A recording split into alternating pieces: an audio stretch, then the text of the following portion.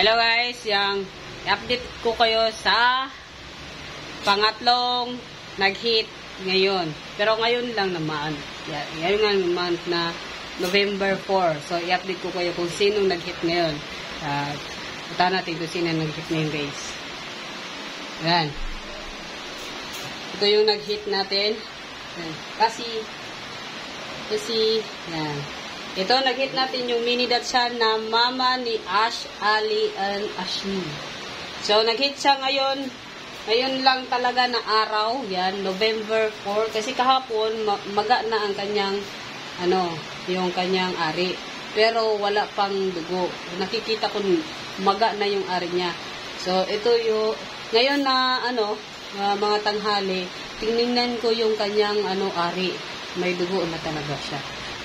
Kaya abangan nyo yung panibagong puppies na naman ni Cassie. Yung mama sa ating Ash, Ali, at saka Ashley. Yun. Kinulong ko siya guys. Nilagay ko sa feed kasi yung blood niya dito sa sa kwarto ko nilagay yung mga puppies natin sa yung kwarto yan. Yan po yung mga puppies natin. Yan. Doon si Ash. Kinulong ko muna si Ash. Yan. Ito po si Cassie. Kaya guys, abangan nyo yung panibago na namang puppies ng ating Cassie. Yan. Yan. Yan.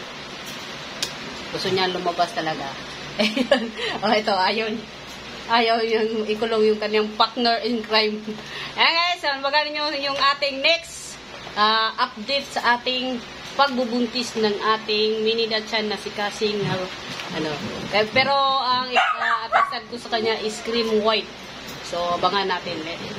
Hanggang sa muli. Bye!